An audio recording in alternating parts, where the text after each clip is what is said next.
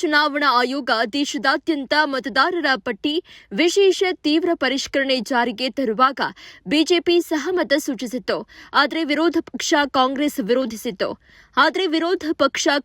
ವಿರೋಧಿಸಿತ್ತು.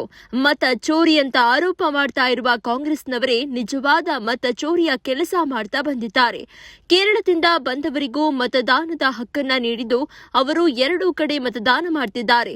ಆ ಮೂಲಕ ರಾಜ್ಯ ದೇಶದಲ್ಲಿ ಅಧಿಕಾರದ ಚುಕ್ಕಾಣಿ ಹಿಡಿದಿದೆ ಅಂತ ಬಿಜೆಪಿ ರಾಜ್ಯ ಸಂಚಾಲಕ ಜಗದೀಶ್ ಹಿರೇಮನಿ ಆರೋಪಿಸಿದರು.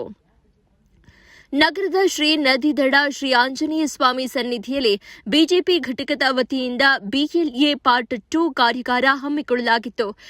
ಕಾರ್ಯಾಗಾರದಲ್ಲಿ ಭಾಗವಹಿಸಿ ಮತದಾರರ ಪಟ್ಟಿ ಪರಿಷ್ಕರಣೆ, ಕಾರ್ಯಕರ್ತರು ಪಕ್ಷದ ಚಟುವಟಿಕೆಗಳಲ್ಲಿ ಕೈಗೊಳ್ಳಬೇಕಾದ ಕ್ರಮಗಳ ಬಗ್ಗೆ ಮಾತನಾಡಿದ ಅವರು, ಮುಂಬರುವ ಸ್ಥಳೀಯ ಸಂಸ್ಥೆ ಚುನಾವಣೆಯಲ್ಲಿ ಮತದಾರರ ಪಟ್ಟಿ ಪರಿಷ್ಕರಣೆ ಮಹತ್ವ, ಮತದಾರರ ಪಟ್ಟಿಗೆ ಹೆಸರು ಸೇರ್ಪಡೆ, ಅಕ್ರಮ ಹೆಸರುಗಳನ್ನು ಮತದಾರರ ಪಟ್ಟಿಯಿಂದ ತೆಗೆದುಹಾಕುವ ಬಗ್ಗೆ ಮಾಹಿತಿ ನೀಡುವುದು ಸೇರಿದಂತೆ ಹಲವು ಮಹತ್ವದ ವಿಷಯಗಳ ಬಗ್ಗೆ ತಿಳಿ ಹೇಳಿದರು. ದೇಶದಾದ್ಯಂತ ಹಂತ ಹಂತವಾಗಿ ಮತದಾರರ ಪಟ್ಟಿಯ ವಿಶೇಷ ಪರಿಷ್ಕರಣೆ ನಡೆಸಲು ಭಾರತೀಯ ಚುನಾವಣಾ ಆಯೋಗವು ನಿರ್ಧರಿಸಿದೆ. 2026ರಲ್ಲಿ ನಡೆಯಲಿರುವ ವಿಧಾನಸಭಾ ಚುನಾವಣೆಗಳು ಸೇರಿದಂತೆ 10 ರಿಂದ 15 ರಾಜ್ಯಗಳನ್ನು ಒಳಗೊಂಡಿದೆ ಎಂದು ತಿಳಿಸಿದರು. ಮೋದಿ ನಾಯಕತ್ವದಲ್ಲಿ ಹಳ್ಳಿಗಳ ವಿಕಾಸ. ಪ್ರಧಾನಮಂತ್ರಿ ನರೇಂದ್ರ ಮೋದಿ ಅವರ ದೂರದೃಷ್ಟಿಯ ನಾಯಕತ್ವವನ್ನು ಕೊಂಡಾಡಿ ಮೋದಿಯವರ ನೇತೃತ್ವದಲ್ಲಿ ಹಳ್ಳಿಗಳ ವಿಕಾಸಕ್ಕೆ ಹೊಸ ವೇಗ ದೊರೆತಾ ಇದೆ. ಗ್ರಾಮೀಣ ಭಾಗದಲ್ಲಿ ಇವತ್ತು ವಿಶ್ವಾಸ ಮತ್ತು ಭದ್ರತೆಯ ವಾತಾವರಣ ನಿರ್ಮಾಣವಾಗ್ತಾ ಇದ್ದು ಅಭಿವೃದ್ಧಿಯ ಫಲಗಳು ಕಟ್ಟಕಡೆಯ ವ್ಯಕ್ತಿಗೂ ತಲುಪ್ತಾ ಇವೆ ಅಂತ ಬಿಎಲ್ಎ 2 ಕಾರ್ಯಾಗಾರ ಸಂಚಾಲಕಿ ನಿಶ್ಚಿತ ವಿಶ್ವಾಸ ವ್ಯಕ್ತಪಡಿಸಿದರು. ದೇಶದಲ್ಲಿ ಮತದಾರರ ಪಟ್ಟಿ ವಿಶೇಷ ತೀವ್ರ ಪರಿಷ್ಕರಣೆ ಅಭಿಯಾನ ನಡೆಯಲಿರುವ ಹಿನ್ನೆಲೆಯಲ್ಲಿ ಮತದಾನದ ಅರ್ಹತೆ ಇದ್ದವರ ಹಕ್ಕನ್ನ ಕಿತ್ತುಕೊಳ್ಳಬಾರದು. ಒಬ್ಬ ವ್ಯಕ್ತಿ ಒಂದೇ ಕಡೆ ಮತದಾನ ಮಾಡಬೇಕು. ಮತದಾನದ ಹಕ್ಕಿಲ್ಲದವರಿಗೆ ಎರಡೂ ಕಡೆ ಮತದಾನ ಮಾಡುವವರಿಗೆ ವಿಶೇಷ ತೀವ್ರ ಪರಿಷ್ಕರಣೆಯ ಮೂಲಕ ತಿರಸ್ಕಾರ ಮಾಡಿ ಚುನಾವಣಾ ಆಯೋಗವು ದೇಶಕ್ಕೆ ಭದ್ರ ಬುನಾದಿ ಹಾಕಲಿದೆ. ಒಬ್ಬ ವ್ಯಕ್ತಿ ಗೌರಿಬಿದನೂರಿನಲ್ಲ ಮತ್ತು ತುಮಕೂರಿನಲ್ಲಿ ಮತದಾನ ಮಾಡುತ್ತಿದ್ದಾರೆ. ಈ ಕಾರಣಕ್ಕೆ ಕಾಂಗ್ರೆಸ್ ಪರಿಷ್ಕರಣೆನ ಒಬ್ಬ ವ್ಯಕ್ತಿ ಗೌರಿಬಿದನೂರಿನಲ್ಲೂ ಮತ್ತು ತುಮಕೂರಿನಲ್ಲೂ ಕೂಡ ಮತದಾನ ಮಾಡುತ್ತಿದ್ದಾರೆ. ಈ ಕಾರಣಕ್ಕೆ ಕಾಂಗ್ರೆಸ್ ಪರಿಷ್ಕರಣೆಯನ್ನ ವಿರೋಧಿಸ್ತಾ ಇದೆ. ಈಶಾನ್ಯ ಭಾರತದಲ್ಲಿ ಬಾಂಗ್ಲಾದೇಶದಿಂದ ಬಂದ ನುಸುಳುಕೋರರು ಮತದಾನದ ಹಕ್ಕು ಪಡೆದುಕೊಂಡಿದ್ದಾರೆ. ಕೆಲವು ಈಶಾನ್ಯ ರಾಜ್ಯಗಳಲ್ಲಿ 40% ಮತದಾರರು ನುಸುಳುಕೋರರೇ ಆಗಿದ್ದಾರೆ. ಇದನ್ನೆಲ್ಲ ತಡೆದು ನಿಜವಾಗಿಯೂ ಯಾರು ದೇಶದ ಪ್ರಜೆಗಳು ಅವರನ್ನ ಮಾತ್ರ ಮತದಾರರ ಪಟ್ಟಿಯಲ್ಲಿ ಉಳಿಸಿಕೊಳ್ಳಲು ಚುನಾವಣಾ ಆಯೋಗ ಮುಂದಾಗಿದೆ. ಇದರ ಯಶಸ್ಸಿನಲ್ಲಿ ನಮ್ಮ ಪಕ್ಷದ ಬಿಎಲ್ಎಗಳು ಸಕ್ರಿಯವಾಗಿ ತೊಡಗಿಸಿಕೊಂಡು ನೆರವು ನೀಡಬೇಕು ಅಂತ ಯುವ ಉತ್ಸಾಹಿ ಜಿಲ್ಲಾಧ್ಯಕ್ಷ ಸೀಕಲ್ ರಾಮಚಂದ್ರಗೌಡ ಹೇಳಿದರು. ಆಪರೇಷನ್ ಸಿಂಧೂರ ಮತ್ತು ಸರ್ಜಿಕಲ್ ದಾಳಿಯ ನಂತರ ತಾಯಿ ಭಾರತಿ ವಿಶ್ವಮುಖದಲ್ಲಿ ಶಕ್ತಿ ಸ್ವರೂಪಿಣಿಯಾಗಿದ್ದಾಳೆ. ಕಾಶ್ಮೀರದಲ್ಲಿ ರಾಷ್ಟ್ರಧ್ವಜ ಆರೋಹಣ ಮಾಡಲು ಸಾಧ್ಯವಿಲ್ಲದ ಸ್ಥಿತಿ ಇತ್ತು. ಈಗ ಅಲ್ಲಿ ತ್ರಿವರ್ಣ ಧ್ವಜ ರಾರಾಜಿಸ್ತಾ ಇದೆ. 70 ವರ್ಷಗಳ ಆಡಳಿತದ ಅವಧಿಯಲ್ಲಿ ನಮಗೆಲ್ಲ ಒಂದು ಆತಂಕ ಇತ್ತು. ನಮ್ಮ ದೇಶ ಪರಮ ವೈಭವದತ್ತ ಹೋಗುವುದೇ ಎಂಬ ಭಯ ಇತ್ತು. ಆದರೆ ಕಳೆದ 11 ವರ್ಷಗಳಲ್ಲಿ ನರೇಂದ್ರ ಮೋದಿಯವರ ನಾಯಕತ್ವ ಸಿಕ್ಕಿದ ಮೇಲೆ ನಮ್ಮೆಲ್ಲ ಕನಸು ನನಸಾಗಿ ತಾಯಿ ಭಾರತಿ ಪರಮ ದೈವದತ್ತ ಸಾಗ್ತಿದ್ದಾಳೆ ಅಂತ ಹೇಳಿದ್ದಾರೆ.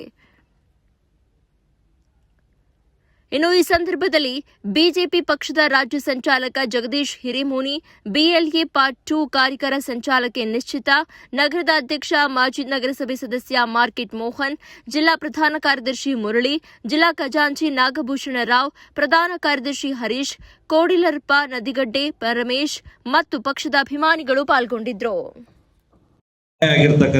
ಏನು ವಿಧಾನಸಭಾ ಕ್ಷೇತ್ರ ಈ ಬಾರಿ ಈ ವಿಧಾನಸಭಾ ಕ್ಷೇತ್ರದಲ್ಲಿ ಬಿಜೆಪಿ ಜೆಂಡ ಹಾರಿಸಬೇಕು ಅಂತ ತಮ್ಮಲ್ಲಿ ವಿನಂತಿ ಮಾಡ್ಕೋತೀವಿ. ಯಾಕಂತ ಹೇಳಿದ್ರೆ ಮೋದಿಜಿಯವರ ನಾಯಕತ್ವದಲ್ಲಿ ಇಡೀ ದೇಶನೇ ಕೇಸರಿಮಯ ಆಗ್ತಾ ಇದೆ. ಎಲ್ಲ ರಾಜ್ಯಗಳಲ್ಲಿ ಈಗ ಬಿಜೆಪಿ ಬರ್ತಾ ಇದೆ.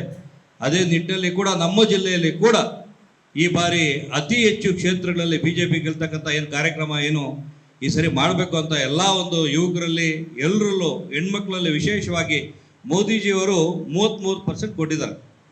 33% ಹೆಣ್ಮಕ್ಳಿಗೆ ಮೀಸಲಾತಿ ಕೊಟ್ಟಿರ್ತಕ್ಕಂಥದ್ದು ವಿಶೇಷ. ಈ ಬಾರಿ ಗೌರಿಬಿದನೂರಲ್ಲಿ ಇವತ್ತು ಏನು ಈ ಕಾರ್ಯಕ್ರಮದಲ್ಲಿ ವಿಶೇಷವಾಗಿ ನಮ್ಮನ್ನು ಕರೆದು ಈ ಒಂದು ಕಾರ್ಯಕ್ರಮದಲ್ಲಿ ಬಿಎಲ್ಎ 2ಗಳು ಎಲ್ಲ ಸವಿಸ್ತಾರವಾಗಿ BLA2ಗಳ ರೆಸ್ಪಾನ್ಸಿಬಿಲಿಟಿ ಏನಿದೆ ಅಂತ ನಮ್ಮ ಹಿರೇಮಣಿಯವರು ಸುದೀರ್ಘ 1.5 ಗಂಟೆಗಿನ ಹೆಚ್ಚು ಕಾಲ ತಮಗೆಲ್ಲ ಹೇಳಿದ್ದಾರೆ. ಇದರಿಂದ ಏನು ಒಂದು 3 ತಿಂಗಳಲ್ಲಿ ಈ ಪರಿಷ್ಕರಣೆ ಏನು ನಡೀತದೆ, ಯಾರಾದರೂ ತೀರ್ಕೊಂಡಿರೋರನ್ನ ಮತಗಳನ್ನ ತೆಗಿತಕ್ಕಂಥದ್ದು, ಬೇರೆ ಊರವ್ರನ್ನ ಬಂದು ಕಳ್ಳ ಮತಗಳು ಹಾಕ್ತಕ್ಕಂಥ ಇನ್ನು ಪಟ್ಟಿಯಲ್ಲಿ ಇರ್ತಕ್ಕಂಥವ್ರು, ಮತ್ತು ಯುವಕರು ವಿಶೇಷವಾಗಿ 18ನೇ ವರ್ಷ ಆದಮೇಲೆ ಯಾರ್ಯಾರಿಗೆ ಮತ ಪಟ್ಟಿಯಲ್ಲಿ ಸೇರಿಸ್ತಕ್ಕಂಥ ಯಾರಿದೆ ಅವ್ರನ್ನೆಲ್ಲ ಸೇರಿಸ್ತಕ್ಕಂಥದ್ದು, ವಿಶೇಷವಾಗಿ ಯುವಕರಿಗೆ ಎಲ್ಲ BJP ಅಂತ ಹೇಳಿದ್ರೆ ಇವತ್ತು ತುಂಬ ಆಸಕ್ತಿ ಇದೆ. ಹಂಗಾಗಿ ಅವ್ರನ್ನೂ ಕೂಡ ಸೇರಿಸ್ಕೊಂಡು ಮುಂಬರುವ ದಿನಗಳಲ್ಲಿ BJPಯಾಗಿ ಗಟ್ಟಿಯಾಗಿ ಕಟ್ಟಬೇಕು. ಅದೇ ರೀತಿ ಇವತ್ತು ನಾವು ಸಾಕಷ್ಟು ಜವಾಬ್ದಾರಿಗಳನ್ನು ಕೊಡ್ತಕ್ಕಂಥ ಕಾರ್ಯಕ್ರಮ ಇದೆ. ಈಗ ಮಂಡಲದ ಕೊಡ್ತಕ್ಕಂಥದ್ದು, ನಗರದ್ದು ಮಂಡಲದ್ದು ಜವಾಬ್ದಾರಿ, ಅದರಿಂದ ಅದ್ರ ಜೊತೆಗೆ ಎಲ್ಲ ಏನು ಮೋರ್ಚಾಗಳು ಕೊಡ್ತಕ್ಕಂಥದ್ದು, ಏನೆಲ್ಲ ಇವತ್ತು ಜವಾಬ್ದಾರಿ ತಗೊಳ್ತಕ್ಕಂಥ ತಾವೆಲ್ಲ ಇದ್ದೀರಿ. ಮುಂಬರುವ ದಿನಗಳಲ್ಲಿ ಈ ಕಾರ್ಯಕ್ರಮ ಕೂಡ ಇಟ್ಕೊಳ್ಳೋಣ. ಎಲ್ರಿಗೂ ಪಕ್ಷ ಕಟ್ತಕ್ಕಂಥದ್ದನ್ನು ಕಟ್ಟಬೇಕು. ಇಲ್ಲಿ ಕ್ಷೇತ್ರದಲ್ಲಿ ಯಾವುದೇ ಕಾರಣಕ್ಕೆ ಹಳಬರನ್ನು ಕೂಡ ಹೊಸಬ್ರನ್ನು ಕೂಡ ಒಗ್ಗಟ್ಟಾಗಿ ಸೇರಿಸ್ಕೊಂಡು ಈ ಕ್ಷೇತ್ರದಲ್ಲಿ ನಾವು ಗಟ್ಟಿಯಾಗಿ BJP ಕಟ್ಟಬಾರ್ದು, ಯಾವುದೇ ಬಣಗಾರಿಕೆ ಮಾಡಬಾರ್ದು, ಯಾವುದೇ ಮನಸ್ತಾಪಗಳಿದ್ರೆ ನಮ್ಮ ಹತ್ರ ಚರ್ಚೆ ಮಾಡಬೇಕು. ಒಟ್ಟಾಗಿ ಯಾರಿಗೆ ಜವಾಬ್ದಾರಿ ಕೊಡಲಿ, ಇವತ್ತೊಂದು ಜವಾಬ್ದಾರಿ ಕೊಡ್ತಕ್ಕಂಥ ಏನು ವಿಶೇಷವಾಗಿ ನಾವು ಸಾಕಷ್ಟು 3, 4, 5, 6 ತಿಂಗಳಿಂದ ನಾವು ಡಿಸ್ಕಸ್ ಮಾಡ್ತಾ ಇದ್ದೀವಿ. ಈ ಒಂದು ನಮ್ಮ ವಿಧಾನಸಭಾ ಕ್ಷೇತ್ರದಲ್ಲಿ ಮಾತಾಡಿದಾಗಿದೆ, ಜಿಲ್ಲಾ ಮಟ್ಟದಲ್ಲಿ ಮಾತಾಡಿದ್ದೀವಿ, ಮತ್ತು ರಾಜ್ಯ ಮಟ್ಟದಲ್ಲಿ ಕೂಡ ರಾಜ್ಯಾಧ್ಯಕ್ಷರಲ್ಲಿ ಕೂಡ ಚರ್ಚೆ ಆಗಿದೆ. ನಿಮ್ಮ ವಿಧಾನಸಭಾ ಕ್ಷೇತ್ರದಲ್ಲಿ ಯಾರು ಜವಾಬ್ದಾರಿ ಕೊಟ್ಟರೆ ಸರೋಗುತ್ತಕ್ಕಂಥದ್ದು ಮಾತುಕತೆ ಆಗಿದೆ. ಯಾರಿಗೆ ಜವಾಬ್ದಾರಿ ರಾಜ್ಯದಲ್ಲಿ ತೀರ್ಮಾನ ಕೊಟ್ಟರೆ ಪಕ್ಷದ ಅವ್ರಿಗೇನಾದ್ರೂ ಪಕ್ಷ ಕಟ್ಟಬೇಕು ಅನ್ನೋದು ಇದ್ದರೆ ಒಂದು ಮಾತಿನಲ್ಲಿ ಎಲ್ಲರೂ ಇರಬೇಕು.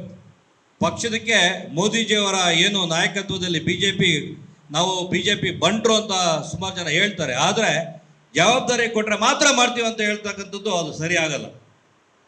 ಹಂಗಾಗಿ ಯಾರೇ ಇರಲಿ BJP ಪಕ್ಷಕ್ಕೆ ಕಟ್ಟಾಳಾಗಿರ್ಬೇಕು. ಜವಾಬ್ದಾರಿ ಕೊಟ್ಟಿಲ್ಲ ಅಂತ ಹೇಳಿದ್ರೂ ಮತ ಹಾಕ್ಸ್ತಕ್ಕಂಥದ್ದು, BJP ಕಟ್ಟತಕ್ಕಂಥದ್ದು ಆಗಬೇಕು ಅಂತೇಳಿ ವಿನಂತಿ ಮಾಡ್ಕೊತೀನಿ.